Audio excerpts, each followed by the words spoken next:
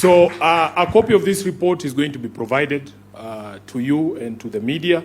We will also make it available online. In a manner of closing and summary, we have outlined every single issue here, point by point, to point out the shortcomings of the implementation committee and the government of William Ruto. From the NADCO report, we have talked to you about all the issues to do with the audit of the elections, the current IEBC and all the challenges there. The question of inclusivity in government as well is properly addressed there. We have spoken to you about the challenges that continue in devolution and the lies that we were told yesterday about the monies that have been devolved, the clawback of functions. We have spoken to you about all of those. Promoting the livelihoods of young people, we have spoken to you about the failures there as well.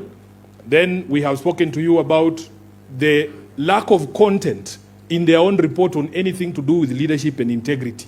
And in that particular theme, Honorable Orengo, Baba was concerned about opulence and display of wealth in public, including the harambes we saw yesterday. Not yesterday, just last week. Governor, I was very shocked that people who we have known all our lives have never given more than 100,000 or 10,000 shillings in a harambe. Suddenly, he can afford to give 5 million shillings in church. Baba must be rolling in his grave. The fight against corruption, we have all witnessed that there's nothing that has been done on that front.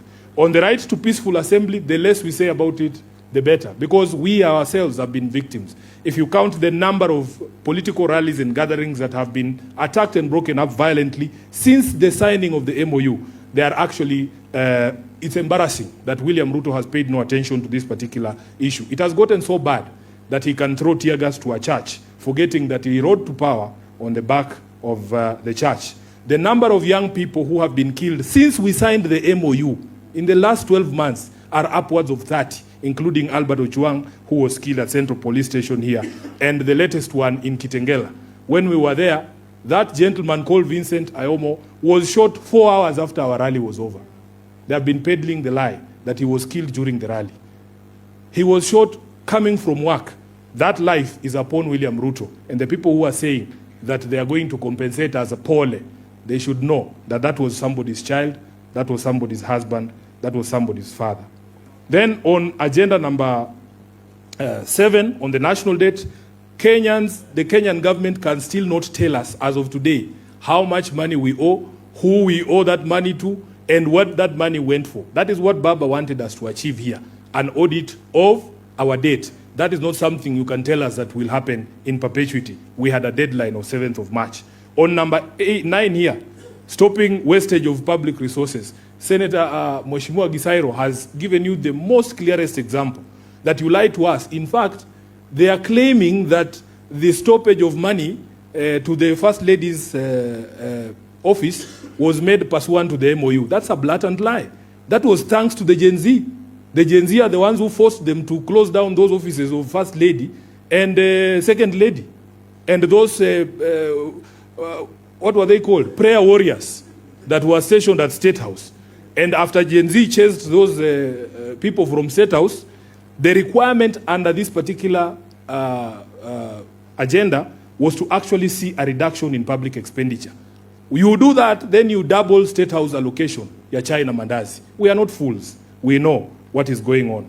Then we come to the last one, which was protecting and promoting sovereignty of the people. You will see the number of court orders on important matters that the government has violated. It's not about buying vehicles for judges. We were not looking for employment of judges. We were saying the judges who are there, when they give an order, all of us have a responsibility to do what? To obey. That rule of law requires that if a meeting has been convened properly, for instance, under Article 37, there is no reason for you to tear gas that. And we also have spoken about the respect and integrity of political parties, the respect for integrity and independence of political parties, which Ruto has violated to the extent that ODM is no longer recognizable as a political movement.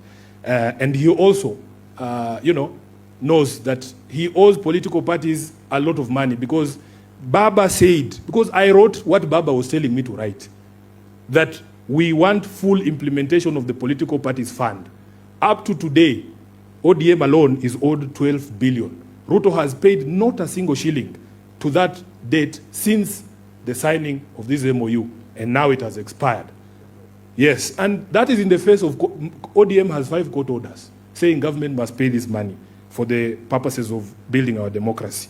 And that is why, in conclusion,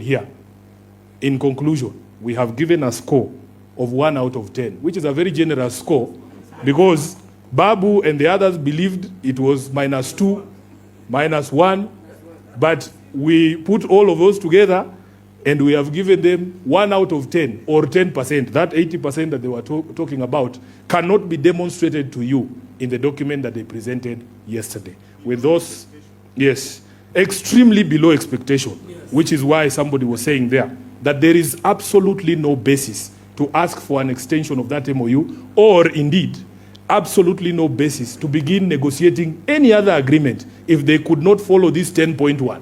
What makes you believe that they will follow any other agreement?